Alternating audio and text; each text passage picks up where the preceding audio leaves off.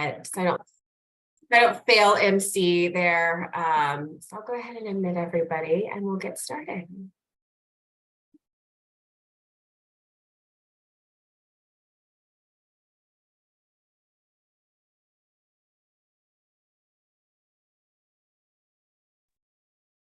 Appreciate it. Can I just ask why? Hello, good evening. Thank you for joining us this afternoon, evening, wherever you might be. I am Nancy Toohill. I'm the peer facilitator for SHARE's Let's Talk About It breast cancer program. And tonight's program will be Ask Me Anything about palliative and supportive care and why is that beneficial. We're so excited to have launched our new Breast Cancer Let's Talk About It series, which is open to the entire early stage breast cancer community. Some topics will be really broad and relevant to all different subtypes, and some will narrow in a little bit more on specific breast cancer subtypes. And we really want to encourage discussion and foster community with this program. Before we begin, I would like to tell you a little bit about SHARE. We're a national nonprofit that supports, educates, and empowers anyone who has been diagnosed with women's cancers and provides outreach to the public about general signs and symptoms, because no one should have to face breast, ovarian, uterine, cervical, or metastatic breast cancer alone. For more information about upcoming webinars, support groups, or helplines, please visit our website at sharecancersupport.org. We ask that you stay muted this evening while other people are speaking. And this is an Ask Me Anything, so you're welcome to submit questions in the chat, and I'll put a little note in the chat so that you can see where that is. Or you're welcome to unmute yourself and ask questions directly. Just know that this program is being recorded, so if you do unmute, you will either show up on video if you're on video, and your voice will be part of the recording. But if that's fine with you, that's great with us. So please feel free to ask a lot of questions. And I'm very excited to welcome Dr. Afezolli, who is here this evening to join us. She's unable to give specific medical advice, so please keep your questions general in nature. And now I'm happy to hand it over to Dr. Afezolli herself, who will give a brief introduction. Thank you so much, Nancy. Hi, everyone. I'm really excited to be with you today and hoping that we have a good discussion. My name is Debora Afezolli. I'm a physician in New York City.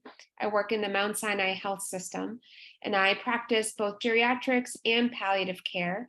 I work primarily in our supportive oncology practice. So this is an embedded palliative care practice in one of the cancer centers at our institution. And I sort of see patients day to day, as well as help to oversee the operations of that clinic. And I've been doing this work for the last 5 years. So I'm really excited to be here, debunk any myths about palliative care and talk about how it can be most useful for those who are dealing with cancer and other serious illnesses. And so I think just to start with, and then we'll go right into questions, I'd like to just give a quick overview about what palliative care is. I think that's the most common question that tends to come up. And I think sort of at its core, palliative care is really a medical specialty for those patients and families dealing with serious illness that's really focused on improving the quality of life. The focus on doing that is in a variety of different ways, but really of alleviating any symptoms and stresses that come from dealing with that illness. Specifically looking at physical symptoms, any emotional or spiritual distress, and also support with things like making medical decisions, care coordination, planning for the future. Palliative care really is about focusing on all of those things to help someone feel as good as possible. So I think that's sort of the main takeaway from this. Because such a move, quote, almost always means an arrest and indictment. The other thing I want to add about palliative care is that it's appropriate for someone at any age and at any stage of a serious illness. So if we're thinking about cancer specifically, anyone who has cancer, whether it's someone who's undergoing treatment with a curative intent or someone who has a later stage of disease, it's appropriate for anyone. And with that, maybe we can turn it over to some specific questions that folks may have. Excellent. Thank you. Well, we've got some pre-submitted questions that I'll go ahead and kick off with. And then, like I said, please feel free to enter questions in the chat or just unmute yourselves and ask them out loud. Dr. Afezolli, when should someone start palliative care? So that's a really good question. And I think the short answer is that it depends. It really depends on what symptoms or needs someone has. Some would argue that it's never too early to meet with a palliative care team, but I think it's really most helpful if you're having any physical symptoms related to either the cancer itself or to treatment. Treatment can be really difficult on the body, and I think if there's any symptoms related to that, certainly the palliative care team can help. And if someone is just overwhelmed or needing some additional support in dealing with all the medical care, that's also an appropriate reason to refer. And again, the stage of disease doesn't really matter. It's appropriate for early disease all the way to late disease. Yeah. And you mentioned in your introduction, spiritual and emotional care. I was always under the impression that palliative care was for physical symptoms, but can you talk a little bit more about kind of the spiritual and emotional care that someone might find in palliative care? Absolutely. Yeah, I think one of the really important things about palliative care is that it's always delivered in a team. And so usually you'll meet with a physician or a nurse practitioner, but also you'll meet nurses, social workers, chaplains. It tends to be a large team. And really, by tending to all of the needs that someone has is how we help to improve quality of life. And so part of a typical visit might focus on the physical symptoms, but also how you're doing emotionally, talking about potential anxiety or depression or just feeling overwhelmed with everything that's going on, and then coming up with a plan to try to help with that, whether it's connecting someone to the right resources like counseling or therapy, sometimes trying medication to help with some of those symptoms. And in terms of spirituality, I think it often starts with simple questions about whether that's something that's important to you or not. And then if it is, exploring it further and again, connecting with the right resources, whether it's within that cancer center itself or within that clinic or also in the community. So I think it's really just understanding what the needs are and then connecting with all the right resources. Interesting. So kind of building that team all under one roof, really. Absolutely. Yeah. Yeah. Excellent. Okay. How can we find a palliative care professional? Is that something that we should talk to our main doctor about, or what's the recommendation there? Yeah, there's a variety of ways. I think probably the most straightforward way is to ask your primary doctor, whether that's the oncologist or anyone on the team. You could ask the social worker or one of the nurses, say, is there a palliative care team here? That's, I think, the easiest way to know if there is a team and to get referred. Most hospitals have a palliative care presence. I think that whether there is a palliative care clinic is not always so clear. It's becoming more and more common for cancer centers and hospitals to have clinics for palliative care, but it's not as common as we would like. So it could be that the place where you are doesn't have a dedicated clinic. However, there should be resources within the community that you can be referred to. So I would start by asking your doctor. There's also a great resource a website called getpalliativecare.org, where you can actually access a directory of palliative care providers throughout the country. So that's another way where you can go type in your zip code and find someone that way.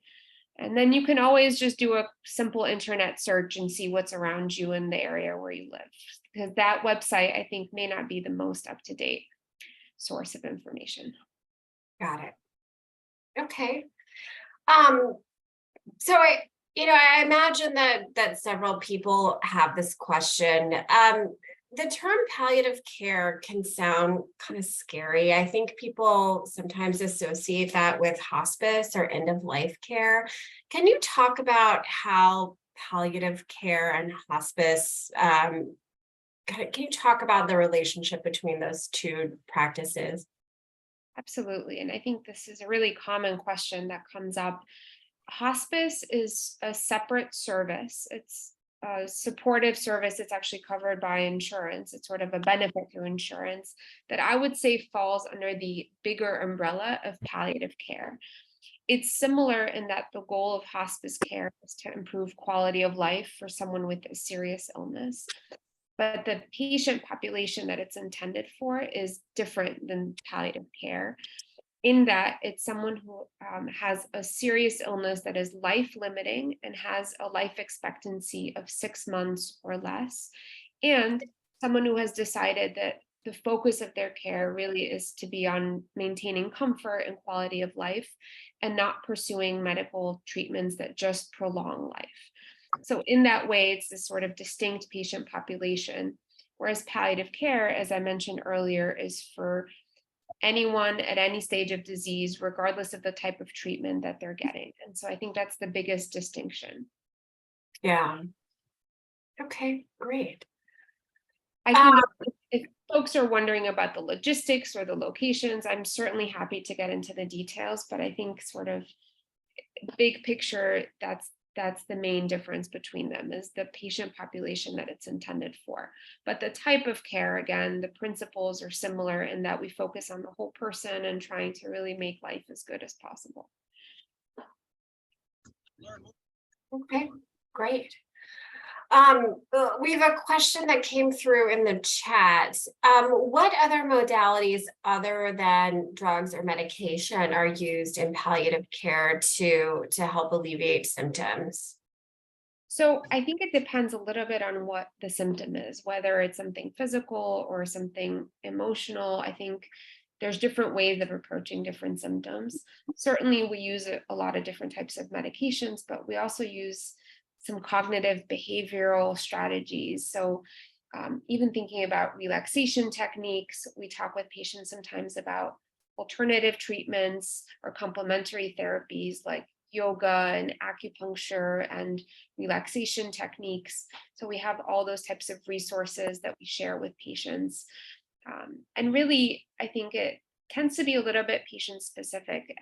Folks respond to different types of things. And so we try to figure out what's best for the person in front of us and then help them in that way, whether it's medications or whether it's not medications, whether it's counseling or support in other ways. Okay, excellent. And do you offer complementary options in your practice, like acupuncture and meditation and yoga? Are those part of what you do, or do you refer out to people who offer those?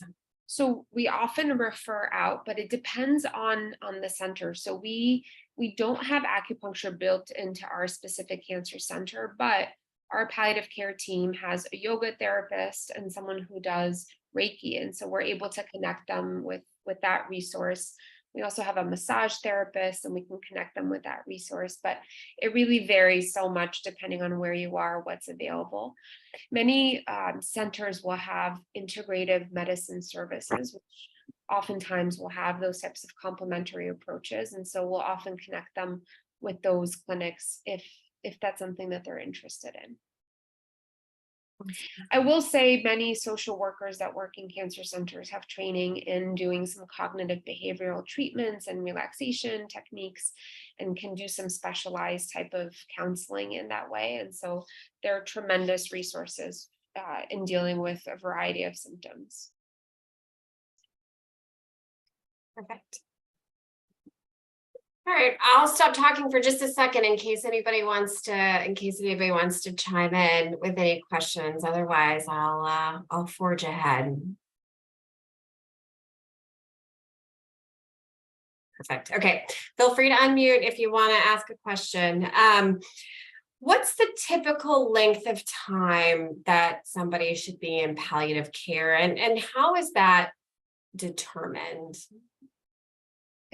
And before I answer this question, I just want to say that there's a lot of confusion in general about what palliative care is, and that's true even in the medical field. There's a lot of clinicians and other medical providers. So feel free to ask any question. There's no such thing as a silly question. This is a very gray and confusing area for a lot of folks. So please don't hesitate to ask whatever is on your mind. And then in terms of time, how long should someone be in palliative care? It really depends on what their needs are, I would say. As long as someone has an active serious illness, or if we're talking about cancer, as long as someone has an active cancer and they have needs, whether it's the physical symptoms or other type of support that's needed, it's appropriate to continue to see palliative care. I can say that, I've had patients with cancer for many, many years who come and go from our practice. There may be a time where they have a lot of symptoms if they're getting certain treatment, and then they feel better and they no longer need to see us, and then they come back if things change. So there's that type of relationship. We sometimes have folks that we see from the beginning when they're diagnosed with an illness, all the way through their journey with that illness. And we sometimes have people who sort of graduate from our clinic. If they're cured or they're in remission, they no longer have symptoms, and they no longer need to see us. Sometimes a kind of a confusing area is what happens if you are in remission but continue to have some physical symptoms. That often does happen. People may have chronic symptoms. We will often transition the care then to either a primary doctor or the oncologist. Some places have specialized care for survivors, sort of survivorship clinics. And that's an area where palliative care sort of steps back just because the serious illness is no longer active. But we always help to transition people from our clinic to another clinic who can continue to help with those symptoms, because we know that that journey doesn't end, it may continue. So if I can ask as a follow-up to the modality question, it sounds like anything other than medications and drugs is referred outside of the palliative care. It depends on where you are. I would say that many palliative care programs have within their team specialty services like massage therapists, sometimes music therapists. Some of them may have acupuncturists as part of their team. So you may be connected with those members of the team. It's not necessarily the physician doing it, but it'll still be within that team. Many of the palliative care clinics may not have those services. So in those cases is when you'll be referred elsewhere. Right. And to access the services of palliative care, is that something that insurances will provide, or would I need to be referred by one of my team members? So most insurances cover palliative care services. And so you shouldn't have to even these additional, so I think you're asking about these additional services. So if they're part of your palliative care team, then you should be able to access those services in the same way that you see the physician on the team through insurance coverage. So it's not something like, for example, my oncologist wouldn't have to refer me. I could connect directly with the palliative care team. Every place tends to have their own referral process, but most of them will take self-referral. So I've definitely had patients who have found out about us through Googling or searching and come to our practice. It may not always be obvious whether there is a palliative care team or not. So it may be easiest to ask your oncology team, but you can certainly, if you find a number online, you can absolutely call yourself or have a family member call on your behalf, and you should be able to see them. Okay. Yeah, because I'm just surprised that throughout my support groups, I've never heard of any oncologists even talk about palliative care. Yeah, and like I said before, there's definitely confusion about what it is. And I think a lot of providers, including oncologists, may think of palliative care as similar to hospice care and say, oh, it's not appropriate for my patients, or getting treatment, we're going to cure the disease, not realizing that it can actually provide a significant benefit at all stages of disease. And also, I think some oncologists feel comfortable managing a lot of these things on their own. One thing that palliative care really provides that the oncologist may not have is time. We often have much more time to spend with patients. I have an hour to spend with a new patient, whereas oncologists often are much more pressed for time. So I think even if they have the comfort of managing the symptoms, we have a lot more time to delve into those things. So I think there's still a benefit. Yeah. Thank you for mentioning that, because I somehow feel that the oncologists may feel that there is competition And maybe that's the reason that they never mention palliative care, whereas in fact, it really is a different kind of a service. So thank you for mentioning that. Yeah. Course. And we collaborate very, very closely with the oncologists. I think we're part of the cancer center. We always talk and communicate back and forth about what's going on. We oftentimes will do joint visits if someone has a lot going on to try to minimize the number of appointments that folks have. So I think we really work very collaboratively together with our oncology colleagues. Where are you located physically? We are located in New York City, to Mount Sinai Hospital. Oh, okay. Yeah. All right. But there's a couple of models, I'll say, of palliative care in the clinic world, the outpatient setting, and the embedded model where we're part of the cancer center is how we operate at Sinai. I think there's a lot of other places that have this same model where the care is very integrated into the rest of the cancer center. Okay. Thank you. You're welcome.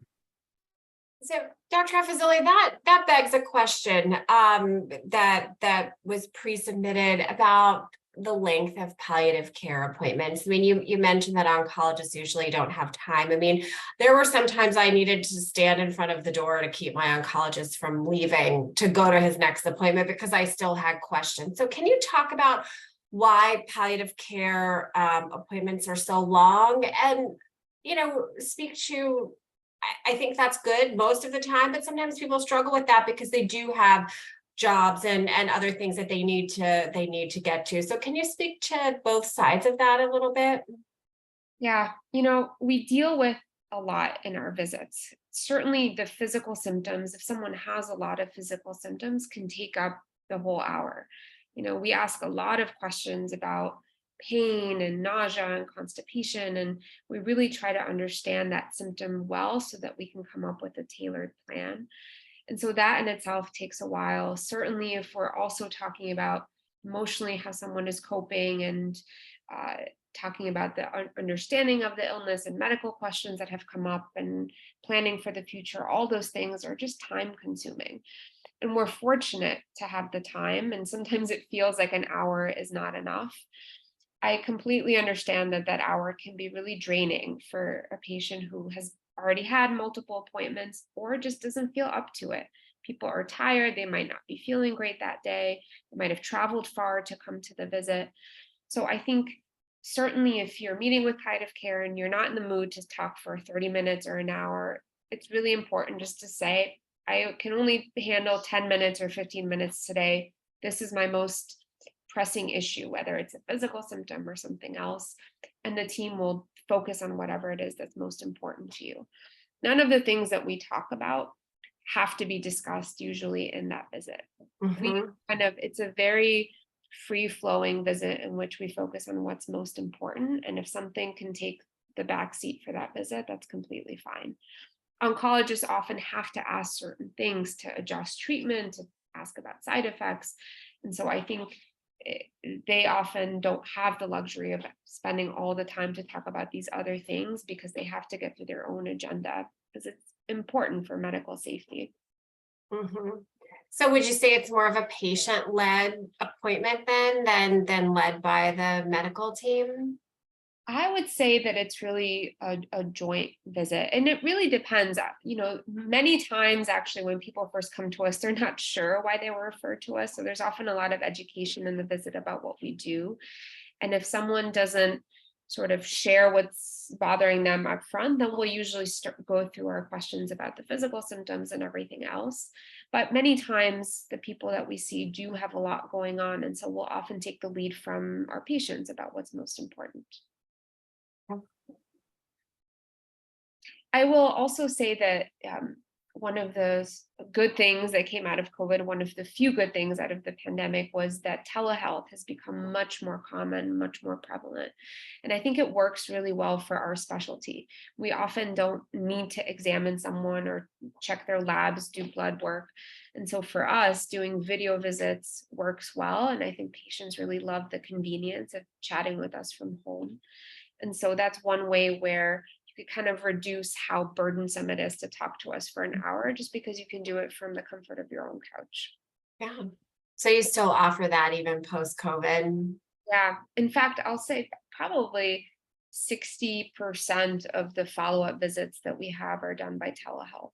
We like to see new patients in person just to meet them and kind of establish that connection, but many of our follow-up visits are done by video to this day. And I think honestly that it will probably continue this way just because it works so well for patients. Yeah. So I wonder what would prompt a patient to even seek palliative care? Because when I was going through active treatment, my oncologist was always very solicitous of any symptoms, of any problems, and she would try to solve it on the spot. So at what point would I even think, oh, maybe I should check out palliative care? Well, I think it's if you do have persistent symptoms that despite the oncologist's attempt are not as well controlled as you'd like them to be, I think that's certainly an opportunity to say, is there more specialized help for this symptom, whether it's pain or something else? I think it sounds like you have a great oncologist who does ask about those things and is responsive. I think not everyone finds that they have that responsiveness or may have that relationship. So I think if you're struggling to bring up symptoms or not getting callbacks quickly enough or adjustments to the medicine quickly enough, I think that's another opportunity. And I also would say it's not just the physical symptoms. I think if you're just feeling overwhelmed with everything and you want a little more support in thinking through what's happening, what questions you should be asking, planning for the future, that's another reason to say, let me see if this extra layer of support is there for me.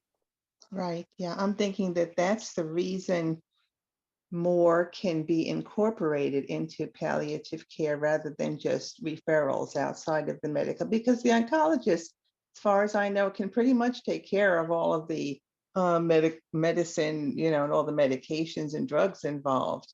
But it would be nice to have a place to go where I could say, well, is there anything else? And that would be palliative care and not necessarily referrals, because I could get, I've got my own referrals for acupuncture and other, holistic medicine. But it just sounds to me like that would be a nice thing to incorporate into palliative care rather than referring out. Absolutely. Absolutely. Yeah. Okay, thank you. Thanks, Mary. So I've got a specific question. Before the group started, Dr. Afezolli and I were talking, and I said that I don't really have long-term physical side effects, and I'm very fortunate for that. But I do have chemo brain. That's something that has been a long-term since 2015 kind of side effect for me, and mine. I kind of can't quite find the words sometimes. Like it'll be right on the tip of my tongue and I can't get it out. And I know that people that other members of the group have shared kind of similar experiences. Is that something that palliative care would address in some form or fashion? So we do sometimes address that if it's in the context of getting active treatment. I think people will talk about sort of that brain fog or just feeling a little bit slower or fatigued. And we talk about how to manage that. One of the unfortunate things we deal with sometimes is that we don't have great medications to help manage some of those types of symptoms, but we talk about what we do have available in terms of medications and also lifestyle strategies. How do you cope with this in your day-to-day? Are there things that you could incorporate to make it less, so that it has less of an impact in how you operate? We don't deal with that sort of after someone has completed treatment and is sort of in that survivorship phase. I think that's something that primary providers, either the oncologist or primary care doctor, may help to deal with. But certainly in the context of active treatment, that's something that we can talk about. Yeah, great. There's no symptom that is off limit for us to talk about. I think as long as it's bothering you and it's in some fashion related to what's happening, we'll talk about it. We may not always have a great solution, but I think sometimes just talking about it can be therapeutic for some people, and just hearing that it's common, it's happening to other people, and knowing what to expect in terms of that symptom can be helpful. Does palliative care provide any kind of resources for caregivers or family members? Is that something that somebody could benefit from? Because I feel like sometimes the family members and the caregivers, the ones who are, in the trenches with us, also could use a little bit of support from time to time. For sure. I think it's and in the definition of our specialty, it's providing this type of support for both patients and families, because we know that everyone is impacted by a serious illness diagnosis. And we do spend a lot of time speaking to caregivers, figuring out what's going on. I think in a similar way that we talked about before, we often try to connect caregivers with resources if we identify that there is a need. Sometimes it's logistical needs, they need to sort out transportation, or they need to figure out where they're going to stay while their loved one is getting treatment. And so we'll often bring in our social work colleagues to help deal with that. But certainly sometimes there's other issues that are going on, and we just do our best to connect people with the right resources and to assess for what's going on with caregivers. So they're often part of the appointments and follow-ups. Yes, and I think one downside to COVID is that many times people couldn't bring their loved ones to their appointments, and I think that seems to be changing, but still some places have restrictions about who you can bring to a visit. So one really helpful thing I always tell people is, if you can't bring someone in person, or they can't come in person for whatever reason, but you want them to join the visit, just call them at the start of the visit, either by phone or put them on a video call. And don't be afraid if whoever you're talking to, whether it's your palliative care visit or your oncologist, just starts talking, say, give me a moment. I need to call my loved one and have them be a part of this visit. That is always okay. And we certainly make it a point to always include those people in our visits when the patient wants that. Yeah, that's a great point. I actually did that. My mom was diagnosed with breast cancer after my diagnosis, and it was during COVID. It was in 2020. So I joined her appointments via phone, and just was on speakerphone and taking notes and asking questions. So that's a great point, that you can do that. I think it's really, really important. And one of the things that we often will ask people at our initial visit is, how do you like to hear information? When you're getting medical updates, do you like to be alone? Do you like to have someone with you? And then we will often relay that information to the oncology team to say, look, this person told us that having their loved one there is really important. Please make sure that you make time to include them in the visit. That's another way that we can sort of advocate for the patient and help coordinate the care a little bit. Yeah, and you bring up a really great point about patient advocacy and just kind of using many voices to make sure that patients feel like they have what they need and they have the support that they need.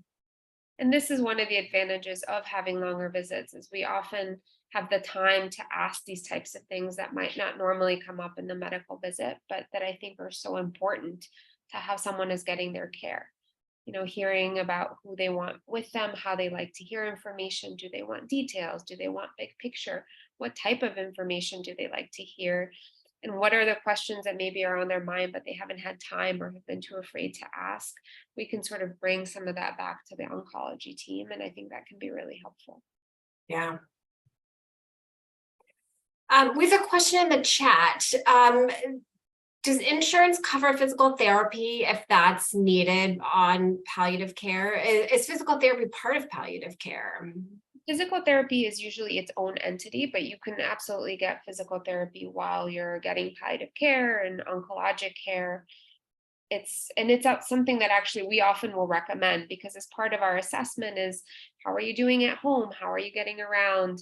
And so we'll often discover that people might be having some physical mobility limitations. And so physical therapy is something that we ourselves will recommend for patients, whether it's at home or at a center.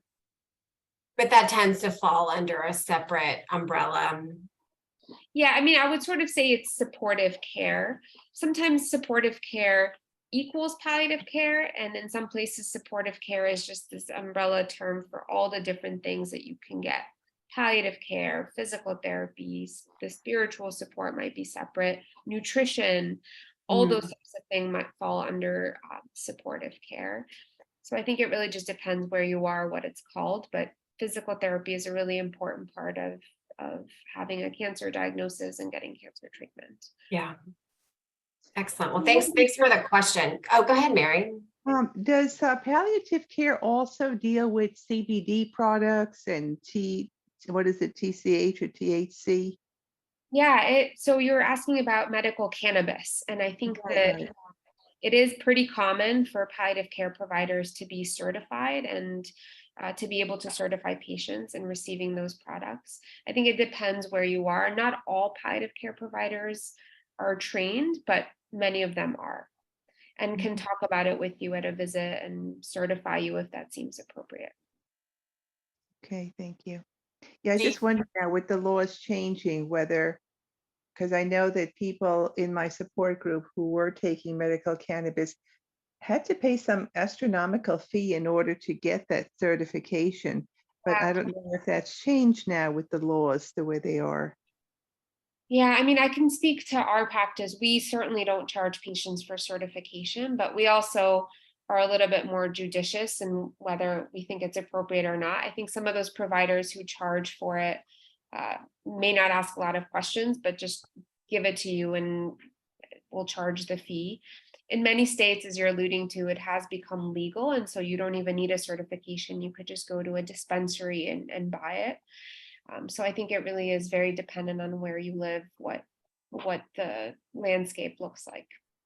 Right, yeah. Yeah, because I'm thinking in New York, I believe it is legal now because they do say they have some dispensaries. So if I were to become a candidate, say, for medical cannabis, could I just go, I mean, would you be writing a prescription that I would then take to a dispensary? How would that work?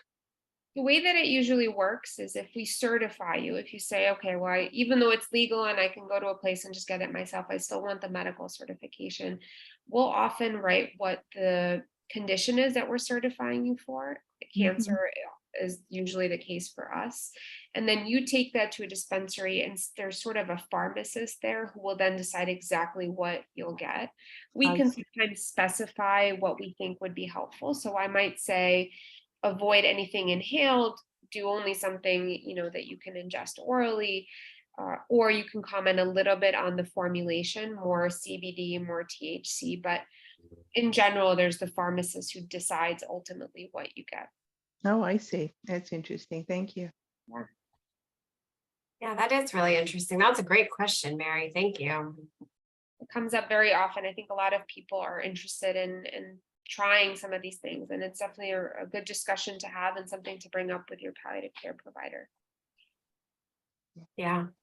Well, and it was so taboo at one point, but now it's such a common part of the discussion. So I Well, think, that's it. It's such a common thing. And yet I feel like certainly I am walking around in a cloud, like who does this? How does it get done? Where do you go for it? So that at least helps to clarify that it really is the pharmacist at the individual dispensary that makes the final judgment call as to dosages. And Yes. yeah, that's something completely new to me. yeah.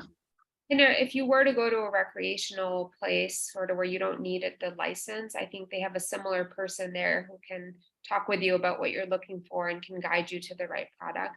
I don't know what their level of training is like, but certainly I think as a salesperson, they know their product and can kind of help guide you. But Well, that's just it. The whole field seems so loose at this point. Like I would think someone like you who would be trained in medical cannabis would be able to write a specific prescription that this is what my patient needs, but apparently that's not the case. yeah, I mean, the training is not something very extensive. I think you sort of learn general principles, but I think when it comes down to specifics, the people that deal with their products all day long and know the formulations are really the best ones to do it. Mm-hmm. Okay. Great question. Great part of the discussion. I think that's wonderful. So when did palliative care become a specialty in the medical field? Can you speak a little bit about the history of palliative care? I mean, I don't know that I don't remember it being part of the vernacular when I was going through treatment, but I mean, it probably was. It never came up. So I'm curious kind of when it became part of became a specialty. And it's a young specialty. I think if you compare it to all other fields in medicine, it is relatively young. I would say that sort of the history books say that it first started in the 1950s with hospice, actually. So Dame Cicely Saunders, who was a nurse and physician in England, created the first, what we now think of as hospice, really, which was intended to care for patients who were at the end of life and who were dying. And then in the 1970s in Canada, there was a physician who came up with the word palliative or the name palliative care to really differentiate it from hospice as a specialty, not just for people at the end of life, but for anyone with a serious illness. And it took even more time from there. In the 1990s, the World Health Organization, or WHO, sort of acknowledged its existence as a specialty, sort of said, okay, this is a medical specialty. And then in the US, it became sort of a certification-based specialty in 2006, meaning a physician could sit for the test, pass the exam, and become board certified in palliative care. So that only happened in 2006, which wasn't that long ago. And I think in the last 10 to 15 years, it really has expanded significantly. It started clinically in the US as a hospital-based service. So we've been talking about it really kind of in the clinic setting, but palliative care here started as a hospital-based service, meaning the team would see people admitted to the hospital and who were often very, very sick. And I think really in the last 5 to 10 years, it's become more common to see palliative care in other settings. We've talked about the outpatient or the clinic setting, but home-based palliative care is also something that's becoming a little bit more common. Palliative care services exist in nursing homes as well. So I think we're seeing it now outside of the hospital. Even within hospitals, it's expanded greatly. Most large hospitals will now have some sort of palliative care presence. It would look different depending on where you are, but I think it's much more common now for there to be some palliative care representation. So it's relatively young as a field, and I think that's probably why you might not have heard about it in the past, but hopefully you'll continue to hear more and more about it in the coming years. Okay. Now, in the inpatient setting, does one have to ask for palliative care, or is it more part of kind of the day-to-day care inpatient? That also depends. Many times it's a consult-based service, meaning someone has to ask for it. It could be a patient or family member who says, I want palliative care to come see my loved ones. Oftentimes it's the primary medical team that's taking care of a patient who says, we need a little bit of extra help. Let's ask the palliative care team to come by. And there's some models or some units within the hospital where palliative care is there for everyone. So in some of our intensive care units, as an example, we have a palliative care person who sees everyone and is there for everyone. So it really just depends on the unit and the hospital where you're in. That's interesting. Now, did you ever work in an inpatient capacity, or have you always been in the clinic? I have done both, and I continue to do a little bit of inpatient work, not quite as much now, but when I first started, I actually was doing half inpatient, half outpatient. Mm-hmm. For me, I enjoy outpatient because I get to know people over longer periods of time and really get to help them through their journey in a different way. But I think inpatient palliative care is certainly really rewarding as well. I think a little bit more intense just because people tend to be more sick in the moment. But I think both the principles of what we do are the same.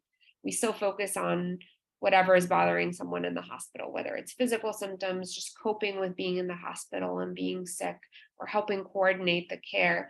Many times palliative care will help to organize these meetings with different doctors who are on the team, with patients and family members, and have discussions about what's going on, which can be really helpful, especially when someone has been in the hospital for a while. Mm-hmm. Do you ever receive pushback from other physicians?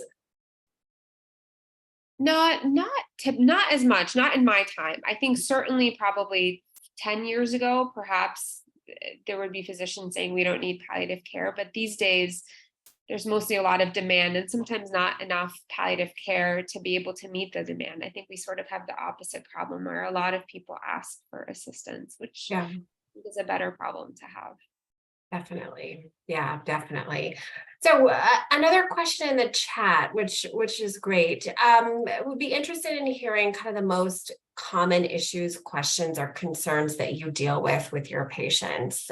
Is it mainly pain? Is it mainly mental health, or is it kind of a combination of all? I know you've discussed all of those, but what are the kind of top things that you're seeing? Yeah, I mean, in my practice, I think physical symptoms is a really big part of what we deal with. I would say it's 90% of why people are sent to our practice. And it's often what we spend a lot of the time talking about. Pain is a really big one.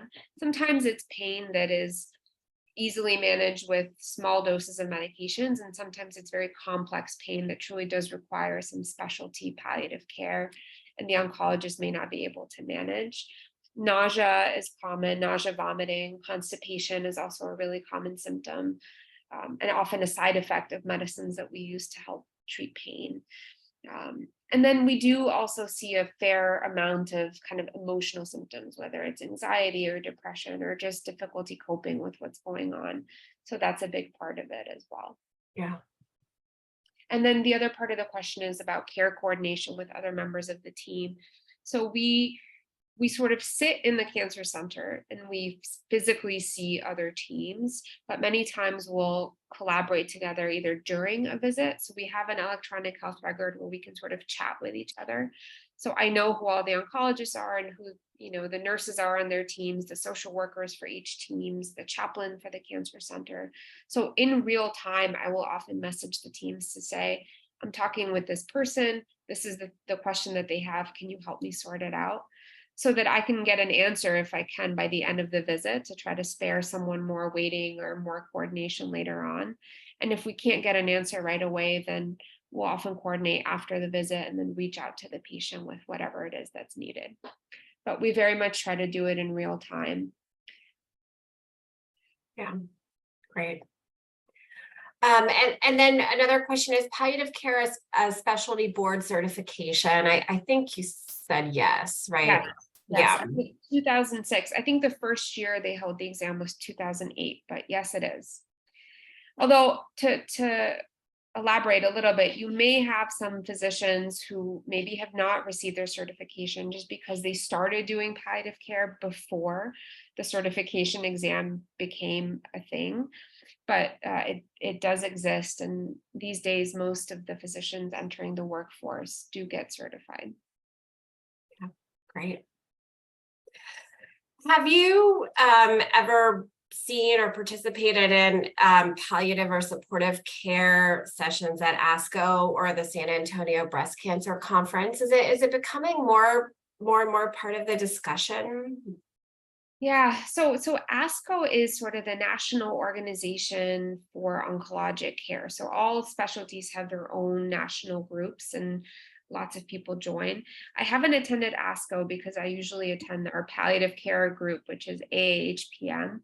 So I'm not sure of what the topics are that are presented at ASCO. However, I know that there is a supportive care committee. So there's people who meet and kind of decide what the priorities are for supportive care and help write literature about this and create projects related to this. So I think that undoubtedly there's content related to palliative care that's presented at the annual meetings. It may be called supportive care or supportive oncology. It may not be called palliative care in the title. So if you're attending those meetings, you may want to look out for some of these other words that people might use. But I'm sure that there's a lot of content that is part of it. I know for sure that within our palliative medicine national group, the AHPM, there's a lot of abstracts and talks and things related to palliative care in cancer care specifically. So I think it's just a matter of where these researchers or clinicians choose to submit their work. And oftentimes palliative care people will submit it to their organization and then oncologists will submit it to theirs. But there's a lot of really amazing oncologists with interest in palliative care who are doing research and kind of the intersection of the two fields. So I think a lot of that work can be seen at these conferences. Have you been able to see some of that work be implemented in the clinical setting, or is it still too new? No, actually, we do, because palliative care is, as I mentioned, a relatively young field. There's not always a lot of rigorous evidence or data for how we do things. And so I think we're all really starved for data. And so whenever we see even small pilots that some people are doing at a different hospital, we eagerly will incorporate some of those things into the work that we're doing. So I think it's very much something where we pick it up in real time and are able to use it in our own clinics and practices. There's also a really great community of people asking one another, how are you doing this? Where are you getting this medication? How are you making this? So I think being able to collaborate is really helpful because we don't have a lot of otherwise published data on the questions that come up. Yeah. Is palliative care ever administered to any serious illness outside of cancer, heart failure, for example? Absolutely. Absolutely, Mary. I think it's not as common, I think, in other, particularly in the outpatient setting, in the clinic setting, but it's becoming more and more common. We have a supportive cardiology practice, in fact, which is palliative care for patients who have significant heart disease. It exists for patients with liver disease, kidney disease, lung disease, certain neurologic conditions, dementias, ALS, those types of things. So it definitely is available for all serious illness, not just cancer. Thank you. Absolutely. Great. So I've got one more question that came through in a private chat. So what made you go into palliative care? That's a very common question. And I think the short answer is that I really love to help people feel better, particularly during challenging times. You know, I mentioned at the beginning that I do both geriatrics, which is specialty medicine for older adults, and palliative care. And I think for me, just being able to help people when they're dealing with such significant stressors in life brings me a lot of joy. I really enjoy talking with people, getting to know who they are as persons, not just as patients, and thinking a little bit creatively about how to care for them. For me, the fact that we don't have these very strict guidelines on what to do and that our visits really are led by what's bothering patients most is really rewarding. And I think that it makes this work really sustainable and enjoyable. Many times people will say, particularly if you're doing a lot of inpatient palliative care where people are much sicker, you know, doesn't it get really draining to do this work? But I think it's the opposite, actually. I think it's really, really rewarding to be able to help people during these times. Excellent. And if you were to give, I know obviously you can't give medical advice, but if you were to give this group some advice on what advice would you give a group of people who have had a breast cancer diagnosis at some point along the line? I think, you know, going through cancer is really life-changing, and I think changes your perspective on everything. And I think one thing that I ask is that you kind of help or share with others what you've been through and let them know that they can advocate for themselves. People don't have to go through these types of journeys without adequate support. And there are a lot of supportive services, whether it's palliative care, whether it's these individual pieces that we've talked about. And I really want people to be able to advocate for themselves and not feel like they just have to do what they're told and be afraid to ask questions. It's so important to ask questions, to advocate for yourself. I think that makes the journey hopefully a little bit easier. And I think having gone through it yourselves, I think it can be really powerful to be able to impart onto others.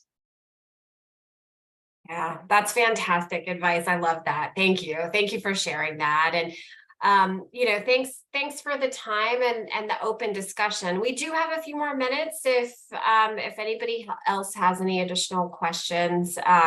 We have gone through the questions that came through in the chat and the questions that were pre-submitted, but if anybody else has any other questions, please feel free in the next minute or two. And you can feel free to share my email as well. If anyone has any additional questions that come up afterwards, I'm happy to connect after the talk.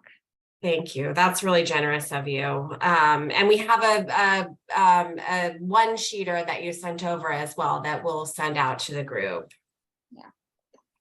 I mentioned getpalliativecare.org before. I think that's a really user-friendly website that highlights the benefits of palliative care, what it is, how you can ask for it, and where you can get it. Yeah. So that's a really nice website. And I did put that in the chat. So if anybody wants that, scroll up. I did put that website in the chat. So feel free to grab that. But we'll send a follow-up email with the sheet that you shared, as well as with your email address. That's a very generous offer. So thank you. And thank you so much for your time this evening, and for sharing so much and so openly with us. I mean, I certainly learned a lot and, have some additional information to share with others who might be going through this as well. So thank you very much. Absolutely. Thank you for inviting me. It's been a pleasure to talk with everyone. Hopefully it was useful. It was wonderful. It was wonderful. Thank you all for joining us tonight, and we will see you next month. Have a great evening. Take care. Thanks, you too. Bye-bye.